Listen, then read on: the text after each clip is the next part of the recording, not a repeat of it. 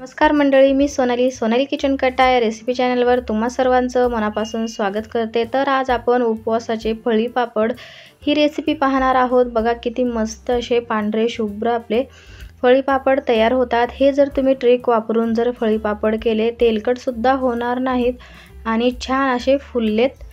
अशा पद्धतीचे मस्त आपण झटपट उपवासाचे साबुदाणा आणि बटाट्यापासून फळी पापड ही रेसिपी आज शेअर केलेली आहे। तर व्हिडिओ स्किप न करता बघा। व्हिडिओ आवडल्यास चॅनलला लाईक शेअर सबस्क्राइब करायला विसरू नका। माझा नवीन चॅनल असल्यामुळे एक लाईक एक सबस्क्राइब नक्की करा। बघा किती मस्त आपले कुरकुरीत आपले हे पापड तयार झालेले आहेत। खायला अप्रतिम अशी टेस्ट लागते।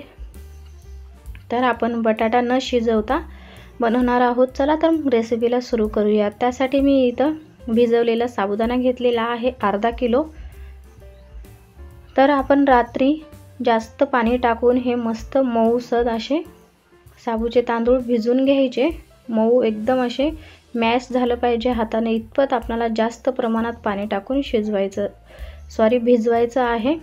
तर बघा इथे मी आता हे सगळं साबुदाणा थोडंसं मोकळा करून घेते जेणेकरून आपल्याला टाकताना सोपं जाईल। तर आता आपण हे साईडला ठेवून पाणी घेणार आहोत।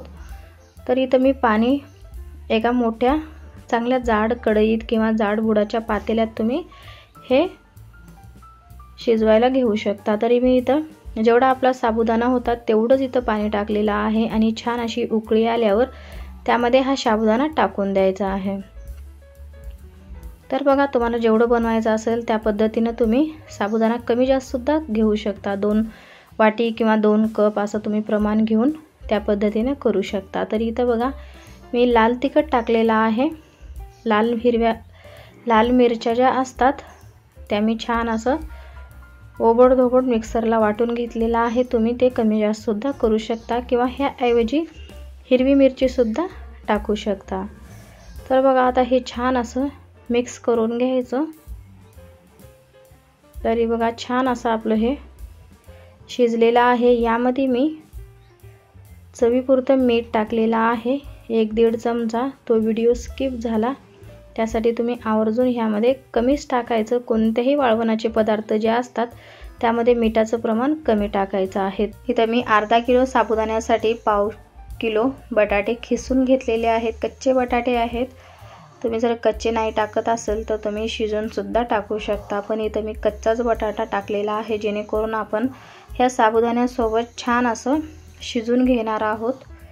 त्यामुळे दिसायला पण खूप मस्त असे पापड दिसतात आणि खायला पण अप्रतिम लागतात। तर इथं मी एक शिजवलेला बटाटा सुद्धा मॅश करून टाकलेला आहे जेणेकरून तो लवकर छान असं घट्टसरपणा तयार करणार। तर बघा अशा पद्धतीने हे सगळं आता मी मिक्स करून घेते आणि अशा पद्धतीने 2-3 मिनिटाला आपल्याला मिक्स करत राहायचं जेणेकरून करपणार नाही आणि छान असं शिजू द्यायचं आहे। जेवढं हे शिजेल तेवढे आपले हे पापड छान तयार होतात। बघा एकदम काचेसारखं आपलं हे मिश्रण तयार झालेलं आहे आणि सतत मी हे मिक्स करत शिजून घेतलेलं आहे। एक 10-15 मिनिटं लागतात हे बॅटर किंवा हे मिश्रण शिजायला। तर बघा छान असं घट्टसर परफेक्ट तयार झालेलं आहे। तुम्हाला जर पाण्याची गरज वाटलीस तर ह्यामध्ये थोडंसं गरम पाणी टाकायचं।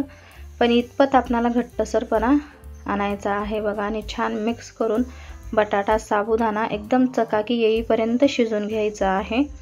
काचेसारखा दिसलं पाहिजे असं साबुदाणा आपल्याला शिजून घ्यायचा आहे। बघा साबुदाणा अजिबात पांढरा दिसत नाही। तर तुम्ही ही नक्की टिप्स फॉलो करा। छान शिजू द्या त्यामुळेच आपले हे पापड फुलतात आणि छान कुरकुरीत लागतात आणि तुम्ही हे वर्षभर स्टोर करून सुद्धा ठेवू शकता। उपवासाचे फळी पापड खायला अप्रतिम लागतात, करायला अगदी झटपट होतात।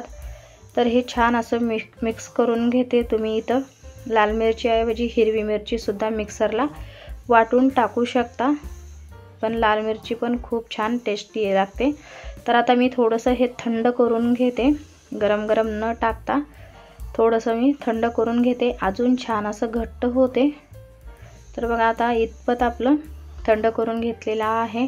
नॉर्मल आपल्याला थंड करायचं आहे, जास्त बी थंड न करता, नाहीतर जास्तच घट्ट होईल। तर आपणाला नॉर्मल थंड झाल्यावर अशा पद्धतीनं पळीनं पापड टाकायचे आहेत पातळ। जास्त जर पातळ हे मिश्रण झालं तर आपले पापड करपतात किंवा लवकर तेलामध्ये लालसर पडतात। त्यामुळे अशा पद्धतीनं थोडंसं नॉर्मल जाडसर पापड आपल्याला टाकायचे आहे, त्यामुळे खायला पण कुरकुरीत लागतात आणि जो बटाटा खिसलेला आहे तो पण छान असं बघा दिसून येते। तर आता मी हे 2 दिवस कडकडीत उन्हात वाळून घेते। बघा आपले हे पापड छान असे वाळून तयार झालेले आहेत।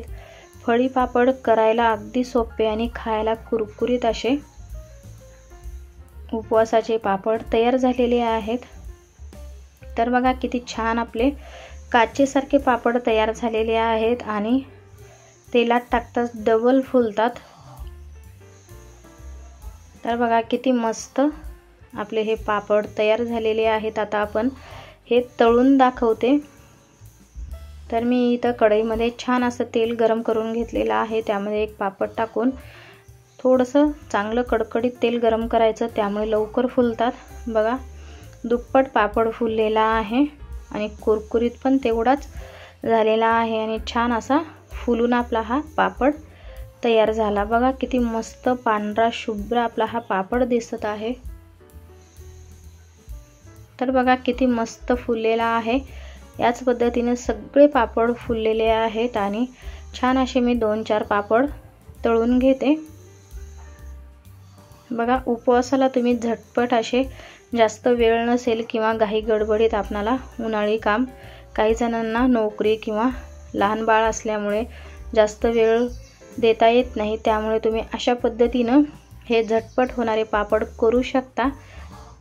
छान होतात आणि मस्त चविष्ट लागतात। ह्या पद्धतीनं करून बघा आणि असेच मी उन्हाळी रेसिपी अपलोड केलेले आहेत। याआधी सुद्धा न शिजवता न कुटता असे पोह्याचे पापड अपलोड केलेले आहेत आणि खिशी न घेता खिशीचे पापड तांदळाचे, डाळ तांदळाचे वेगळ्या पद्धतीने अपलोड केलेले आहेत। नक्की जाऊन बघा, माझ्या चॅनलवर विजिट करा आणि ते कसे झाले कमेंट्स करून सुद्धा सांगा। आणि परफेक्ट प्रमाण आहे। पोह्याचे पापड सुद्धा अप्रतिम होतात, आपल्याला घरातच लाटून घरातच वाळवता येते। तर बघा किती मस्त आपले साबुदाण्याचे पापड तयार झालेले आहेत। तुम्ही ह्या पद्धतीनं घरी ट्राय करून बघा आणि कसे झाले कमेंट्स करून नक्की सांगा। असेच व्हिडिओ पाहत राहा माझ्या चॅनलवर। नवीन असाल तर चॅनलला लाईक, शेअर, सबस्क्राईब करा आणि साईडला दिलेल्या घंटीवर प्रेस करा, जेणेकरून माझे नवीन व्हिडिओ सगळ्यात आधी तुमच्यापर्यंत पोहोचतील। माझा व्हिडिओ पाहिल्याबद्दल धन्यवाद।